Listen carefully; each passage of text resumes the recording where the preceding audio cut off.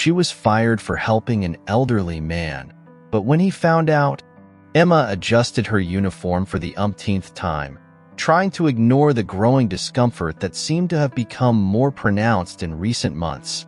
The grocery store, part of a mid-sized chain, had been her workplace for the past 4 years. When she started, it was a place where she felt at home, where the smile of a satisfied customer or the gratitude of a colleague made every minute worthwhile. But lately, something had changed. She looked around as she organized the shelves, observing the faces of her coworkers. There was a sort of weariness in everyone's eyes, an invisible weight that seemed to spread through the rows of products.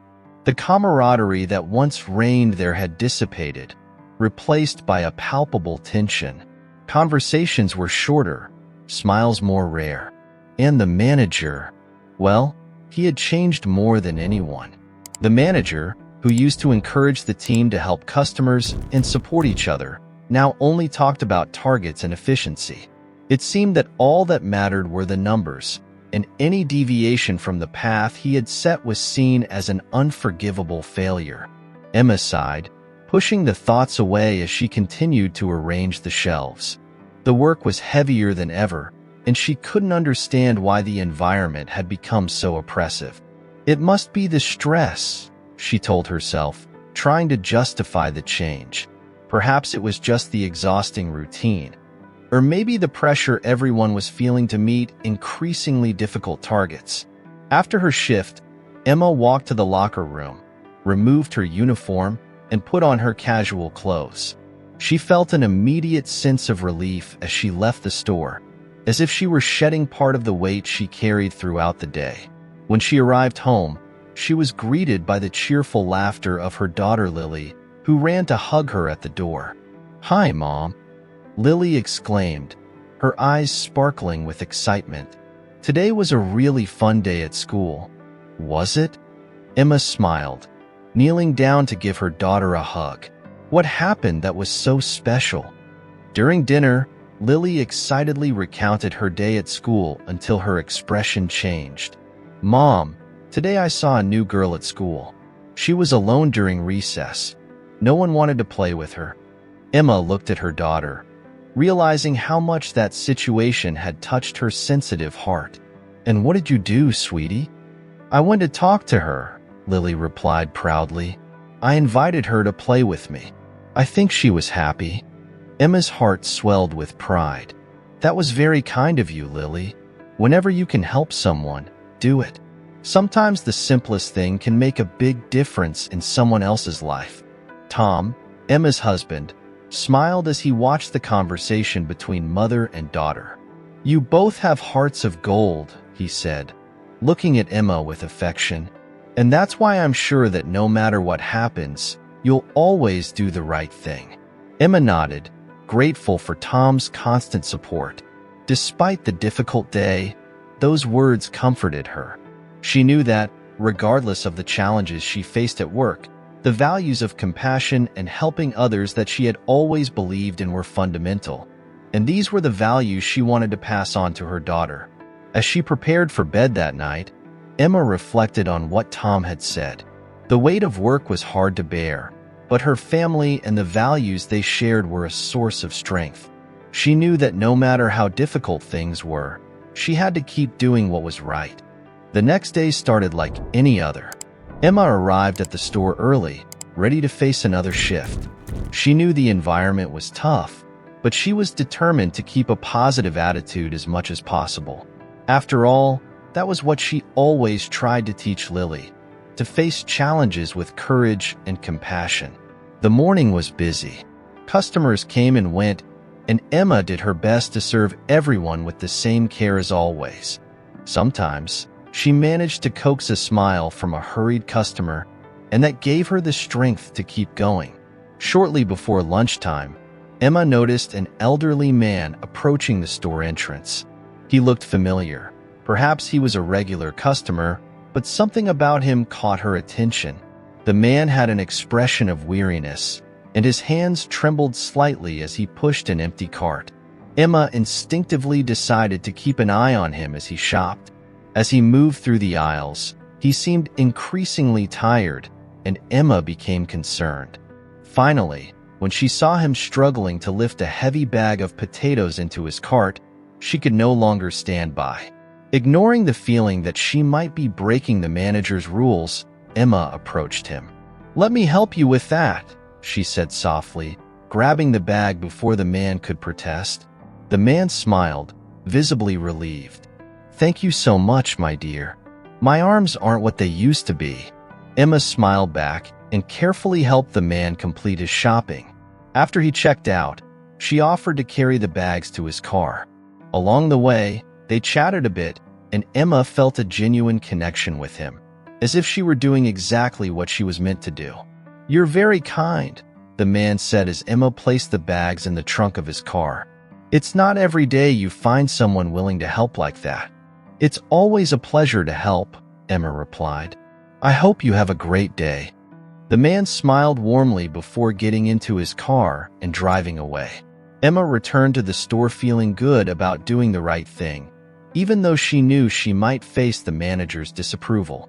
When she went back inside, she noticed the manager, Mr. Collins, watching her from a distance with a stern expression. She felt a chill run down her spine, but tried to ignore it. She continued her work until the end of her shift, but the tension in the air was palpable. Shortly before her shift ended, Emma was called to the manager's office. She entered the small room where Mr. Collins sat behind his desk, his cold eyes fixed on her. "Emma," he began without preamble, "I've been informed that you abandoned your post to help a customer outside the store." Emma felt her stomach turn. "Yes, sir. I saw that he needed help and—" "You know we have rules here. Rules that you clearly broke," he interrupted, his voice icy. "This kind of behavior can disrupt the store's flow, especially during peak hours." Emma tried to defend herself. "I just wanted to help. He was struggling, and I thought it was the right thing to do." Mr. Collins didn't seem impressed. "What you think doesn't matter here, Emma. What matters are the rules and following them. That's why I'm making the decision to terminate your employment. You're fired, effective immediately." Emma was shocked, unable to process the words she had just heard. "Fired? For helping a customer?" "Yes. And I hope this serves as a lesson for you in your next job. The store needs people who follow the rules, not people who act on impulse." Without giving her another word, Mr. Collins indicated the door. Still stunned, Emma left the office, feeling like the ground had disappeared beneath her feet. How could she be fired for trying to help someone? The sense of injustice and despair consumed her as she gathered her things and left the store for the last time. When she arrived home, Tom immediately noticed something was wrong. He hugged her, and Emma's words came out between sobs. "I was fired, Tom, for helping a customer. I was fired for doing the right thing." Tom held her tightly, his voice calm and full of conviction. "Emma, you did what you thought was right, and that's what matters. Don't let that manager make you doubt your values. You've always taught our daughter to help others, and you did just that." Emma sobbed, feeling the comfort in Tom's words, but the pain of the loss was still there, like an open wound. "But now I've lost my job. How are we going to pay the bills? And what will I tell Lily?" Tom held her a little tighter. "We'll get through this, and Lily will understand because you're the best example she has. And I believe that in the end, things will work out. You just need to keep being who you are." Emma nodded, though she still felt the weight of the situation. She knew Tom was right, but the future seemed uncertain and frightening. The next morning, Mr. Martin, the elderly man Emma had helped, returned to the store as he did every week. He was eager to thank the young employee who had been so kind to him the previous day. As he entered the store, he looked around, searching for the young woman but couldn't find her. Puzzled, Martin approached a young employee who was organizing some shelves. "Excuse me, son. Yesterday, a young employee was very helpful to me here at the store. She was attentive, friendly. Do you know where I can find her?" The young employee thought for a moment, and upon recognizing the description, said, "You must be talking about Emma. She always helps the customers." "But I'm sorry, sir. Emma was fired yesterday." Martin frowned, surprised and confused. "Fired? But why?" "I don't know the details, sir," the employee replied, clearly uncomfortable. "But it seems she was called to the manager's office yesterday, and after that, she left." Wasting no time, Martin decided he needed to understand better what had happened. He walked toward the manager's office, determined to get answers. When he got there, he found Mr. Collins, who was organizing some papers on his desk. "Good morning," Martin began, trying to keep calm. "I heard that the young woman who helped me yesterday, a girl named Emma, was fired. May I ask why that happened?" Mr. Collins looked up at Martin, recognizing him as the elderly man who frequented the store. He straightened in his chair and responded with a tone of indifference. "Yes, Emma was fired. She left her post to help a customer, which is a violation of the rules. My employees are paid to work and generate profit, not to do charity." Martin felt a wave of disappointment and indignation wash over him as he heard those words. "She was just trying to help," he argued, trying to keep his voice steady. "Are you saying that helping a customer is grounds for dismissal?" Mr. Collins looked at him coldly. "Rules exist for a reason, sir. If we allow employees to do as they please, the store loses efficiency. My job is to ensure that doesn't happen." Devastated by the lack of empathy and the coldness of the manager, Martin realized that nothing he said would make Mr. Collins change his mind. He shook his head in disbelief and left the office without saying another word. But inside, he was determined. This situation couldn't be left as it was. Martin knew exactly what he needed to do. He drove directly to the home of his old friend Harold Stevens, the owner of the grocery store chain. Harold and Martin had been friends for decades, sharing a common vision about the value of people and community. Martin knew that if he told Harold what had happened, he would take the necessary steps to correct the injustice. Upon arriving at Harold's elegant home, Martin was greeted by the housekeeper and immediately invited inside. Harold was in the backyard garden, enjoying the sunny morning. When he saw Martin approaching, he stood up with a warm smile and extended his hand. "Martin, my old friend, what a pleasure to see you. Come in, come in. Let's have some tea like the old days." The two men sat in comfortable chairs under the shade of a tree as the housekeeper served them tea and biscuits. Harold observed Martin for a moment, noticing a serious expression on his face that he rarely saw. "What brings you here today, Martin?" Harold asked, a hint of concern in his voice. "It seems something is bothering you." Martin took a deep breath, determined not to leave anything out. "Harold, I'm here because something very unpleasant happened at one of your stores, and I think you need to know." Harold frowned, immediately interested. "What happened?" "Yesterday," Martin began, "I went to the store as I do every week. I was struggling to carry my groceries, and a young employee was very kind to me. She helped me, went above and beyond what is expected of an employee.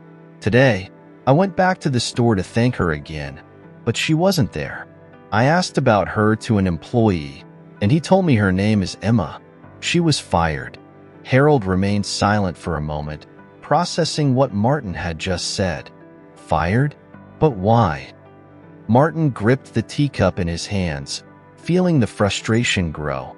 "I went to talk to the manager, a man named Mr. Collins.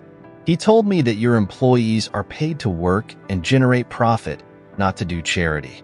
I was devastated by the way he spoke. Harold, that man has no compassion and fired an employee for doing something that any decent person would do, helping an old man." Harold was visibly shocked. "That's unacceptable." His voice trembled slightly with indignation. "I've always believed that our stores should be more than just places of business.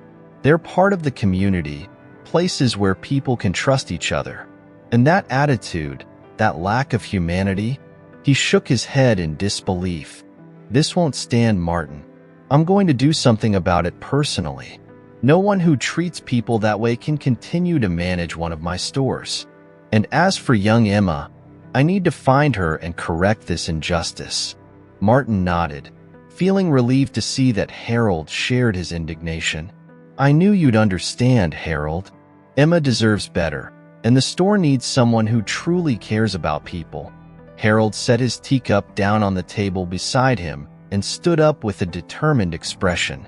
"Thank you for coming to tell me this, Martin. I'll take care of it immediately, and I'll make sure Emma gets the chance she deserves." With those words, Harold shook Martin's hand, thanking him for bringing to light a situation that could have gone unnoticed. The decision was made, and Harold wouldn't waste any time making the necessary changes to restore the values he had always upheld in his business. The morning sun was shining brightly as Harold Stevens parked his car in front of the grocery store. The facade was familiar to him. After all, it was part of the chain of stores he had built with such effort over the years. But that morning, there was something different about his visit. It wasn't just another routine inspection or a meeting with the manager. It was a personal mission. Harold entered the store with firm steps and immediately felt the eyes of the employees turn to him. Some recognized him from previous visits and were surprised to see him there without prior notice. Murmurs began to spread through the aisles, but Harold paid them no attention. He knew what he needed to do. When he reached the manager's office, Harold opened the door without knocking. Mr. Collins, who was sitting at his desk, looked up, surprised to see the owner of the grocery store chain standing before him. "Mr. Stevens," Collins exclaimed, quickly standing up. "I didn't know you were coming today." "This is not a routine visit, Collins," Harold replied, his voice firm but calm. "Sit down." Collins, feeling a chill run down his spine, obeyed. Harold closed the door behind him and approached the desk, looking directly into the manager's eyes. "Yesterday," Harold began, "one of our customers, an elderly man, came to this store and was treated very poorly. He came to ask about an employee who helped him, and your response was rude and insensitive. That employee, a young woman named Emma, was fired by you simply for doing the right thing, helping someone in need." Collins tried to justify himself. "Mr. Stevens, with all due respect, we need to maintain efficiency and—" Harold raised his hand, interrupting him. "Efficiency, Collins? You think efficiency justifies treating people with coldness and disrespect? I founded this company on a simple principle. Kindness will take you places you never imagined. It was this philosophy that built all of this," Harold said, gesturing broadly with his hands, encompassing not just the store but the entire chain he had built. Collins shifted in his chair, trying to find the right words. I was just trying to maintain control and ensure that employees did their jobs. And in doing so," Harold continued, his voice now full of authority, "you forgot what really matters. Most of our customers are elderly, Collins. These are people who trust us, who expect to be treated with respect and dignity. Do you think that kind of attitude doesn't spread by word of mouth? How does my store's reputation hold up when a manager treats a customer like they're a nuisance? Or worse, when that same manager fires someone for being helpful?" Collins tried to open his mouth to respond, but the words failed him. He knew he had no defense. Harold's gaze was impassive, as if he had already decided Collins's fate before even entering that office. "Start packing your things, Collins," Harold said in a definitive tone. "You no longer have a place in this company." Collins was momentarily paralyzed. Harold's words fell like a hammer, crushing any hope he might have had of reversing the situation. Without saying a word, he began to gather his things, trying to process what had just happened. As Collins packed his belongings, Harold approached the desk and picked up the office phone. He had obtained Emma's number from the employee database on his way in. He dialed the number and waited for the call to be answered. Emma was sitting at the kitchen table, her laptop open in front of her as her eyes scanned the screen for job opportunities. Despite Tom's support and Lily's comforting words, the sense of helplessness still hung over her like a heavy cloud. The bills wouldn't stop coming, and she knew she needed to find something quickly. Tom entered the kitchen, watching Emma with a concerned look. He approached and placed a hand on her shoulder. "Any news?" Emma shook her head, sighing. "Nothing yet. I'm looking everywhere, but it's hard to find something that motivates me after what happened." Before Tom could respond, the phone on Emma's table began to ring. She looked at the screen, not recognizing the number, but felt a strange impulse to answer. "Hello?" Emma said, trying to hide the anxiety in her voice. "Emma?" The voice on the other end was firm but kind. "This is Harold Stevens from the grocery store. I'd like to talk to you. Can you come to the store now?" Emma frowned, trying to recall if she knew anyone by that name. The name sounded vaguely familiar, but she couldn't place it exactly. "Mr. Stevens? Sure, I can come over. I'll be there shortly." Hanging up the phone, Emma looked at Tom, surprised and confused. It was someone named Harold Stevens. "He said he's from the store and wants to talk to me. He asked me to come right away." Tom squeezed her hand, a reassuring smile on his face. "Go, Emma. It could be the opportunity you've been waiting for." Emma nodded, still a little stunned but feeling a glimmer of hope. She grabbed her things and quickly left the house, her heart pounding in her chest. The short drive to the store was filled with a mix of anxiety and curiosity. Who was Harold Stevens? And why did he want to talk to her? When Emma entered the store, she noticed something strange. The employees were looking at her with a mix of curiosity and respect, as if they knew something she didn't. As she walked down the main aisle, her eyes fixed on a familiar figure, Mr. Collins. He was leaving the manager's office, carrying a box of his belongings. His face was pale, and his expression was one of pure anger. Collins looked up and saw Emma approaching.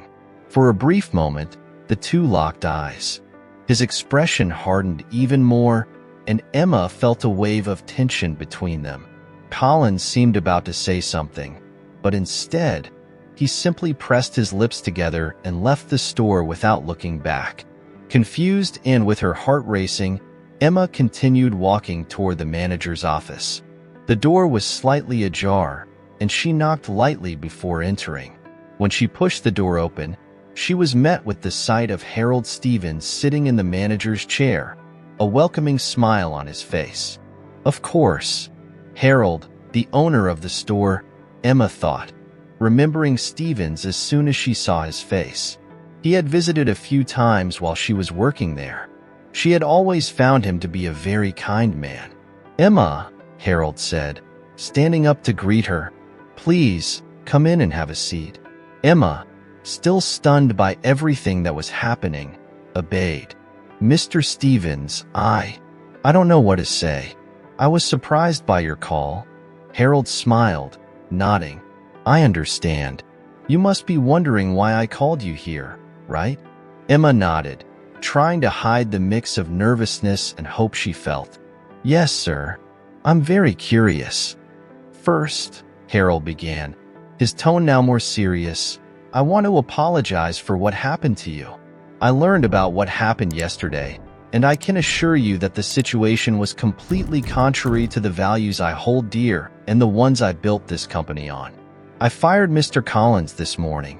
He had no right to treat you the way he did."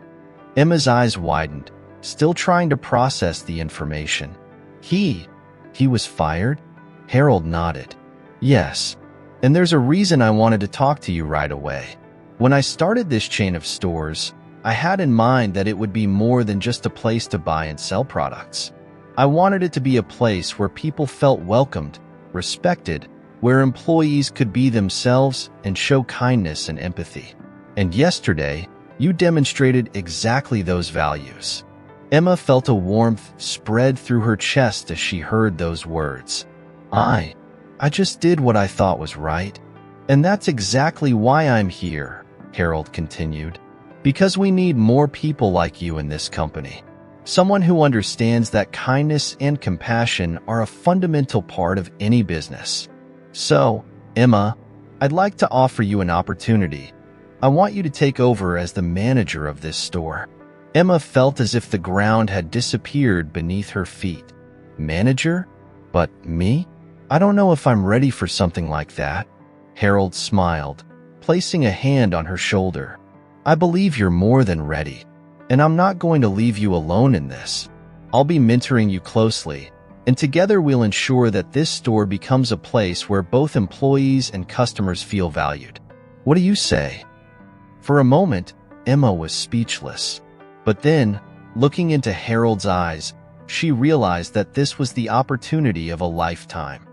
A chance to make a difference, to transform the place where she had worked into something even better. She took a deep breath and nodded, feeling a new determination grow inside her. I accept, Emma said, her voice firm. Thank you, Mr. Stevens, for believing in me. Harold smiled broadly. I'm proud to have you on board, Emma. Let's make this store a place we can all be proud of. As Emma left the office, a sense of relief and accomplishment washed over her. The store that had been the setting of her greatest disappointment would now be the stage for her greatest triumph. And she knew that with Harold's support and the values she had always upheld, she was ready to turn this opportunity into something truly special. The days that followed were intense for Emma. Taking on the position of store manager was a challenge she had never imagined facing, but with Harold's guidance, she quickly began to adapt to her new responsibilities. Together, they reviewed processes, discussed strategies, and above all, worked to restore the sense of community and warmth that had been lost under Collins's management. Emma began to notice subtle but significant changes in the work environment. The employees, who had previously seemed apathetic and demotivated, now showed more energy and enthusiasm. Conversations were lighter, smiles more frequent. It was as if a heavy cloud had lifted, allowing the sun to shine once again in the store. As the days passed, Emma implemented small improvements that made a big difference. Incentives for employees, more flexibility in scheduling, and most importantly, a greater focus on personalized customer service. She encouraged the team to follow the example she had tried to set with Mr. Martin, to be attentive, helpful, and see each customer as a person, not just a number. Gradually, the store began to thrive again. Old customers returned, many of them commenting on how the atmosphere had become more pleasant, more inviting. New customers also started to appear, attracted by the good reputation the store was beginning to rebuild. Emma felt fulfilled seeing these changes. More than any personal achievement, what gave her the most satisfaction was knowing that she had, along with her team, brought back the store she loved so much. A place where people felt good, both to work and to shop. One quiet afternoon after the store had closed, Harold called Emma to the office. She entered, noticing the serene smile on his face. It was different from the encouraging smile he always had. This one was of pride. Emma, Harold began, his voice laden with emotion, you've done an incredible job here. The store is flourishing again, and the work environment is as it always should have been. I knew you were the right person for this, but you've exceeded all my expectations. Emma felt a warmth in her chest as she heard those words. Thank you, Mr. Stevens. I couldn't have done it without your help. Harold shook his head, still smiling. Maybe at the beginning, yes, but now you're more than ready to go it alone. You've learned everything I could teach. You're ready to manage this store on your own. Emma felt a mixture of nervousness and excitement grow inside her. It was a big step, but she knew she was prepared. Harold believed in her, and more importantly, she now believed in herself. I promise I'll keep working hard to make this store the best it can be, Emma said determinedly. I have no doubt about that, Harold replied, standing up and extending his hand to her. Congratulations, Emma. This store is now completely in your hands." Emma shook his hand, feeling the responsibility and confidence that gesture carried. As she left the office, walking through the empty store, she looked around and saw the reflection of everything that had been achieved. The environment was alive again, and she knew that from that moment on, it was her mission to keep that spirit alive. And with a smile of accomplishment on her face, Emma left the store that night knowing that a new chapter in her life had begun. One where she was in charge, ready to face any challenge that came her way. A few months had passed since Emma took over as store manager. Under her leadership, the store had thrived in ways no one could have predicted. The atmosphere was welcoming, the employees worked with enthusiasm, and customers always left satisfied. Emma felt truly fulfilled, knowing that every day was an opportunity to make a difference. One sunny afternoon, while organizing some shelves near the entrance, Emma saw Mr. Martin enter the store. Her heart filled with joy at the sight of him. She walked over to him, smiling. "Mr. Martin, it's so good to see you. How are you?" She greeted him warmly. Martin smiled when he saw her. "Emma, I'm well, very well. And I see you are too." Emma nodded, feeling a wave of pride as she looked around the bustling store. "Yes, things are going very well. The store has changed a lot in the past few months." Martin looked around, noticing the difference. The place had a new energy, a vibe he hadn't felt in his previous visits. "I noticed. Everything is so alive now. People seem happy to be here." Emma smiled, feeling deep gratitude for those words. "Much of that is thanks to you, Mr. Martin. If it weren't for your actions, things might not have changed. You were the one who brought to light what was wrong here." Martin shook his head humbly. "I only did what anyone should do, Emma. Sometimes doing the right thing means standing up and fighting against injustices. And I knew something was wrong when I saw how things were being handled here." They stood in silence for a moment, both contemplating the path that had led them to that point. Emma felt a deep peace as she realized how much she had grown since the day everything seemed lost. "Thank you, Mr. Martin," Emma said, her voice soft. "For everything." "It's I who should thank you, Emma," Martin replied, "for turning this store into a place where people feel valued. You did much more than manage this place. You brought back the soul it had lost." Emma smiled, and Mr. Martin shook her hand firmly before bidding her farewell and continuing with his shopping. As he walked away, Emma stood there for a moment, reflecting on the journey she had traveled. She knew that this was just the beginning of a new phase, where her values would continue to guide every decision. With one last contemplative look around the store, Emma knew that no matter what challenges arose, she was ready to face them. Because in the end, kindness and respect were not just tools for success. They were the heart of everything that truly mattered. And with that certainty, she returned to work, knowing she was exactly where she was meant to be. If you enjoyed this story, don't forget to subscribe to the channel, like the video, leave a comment, and check out our next story.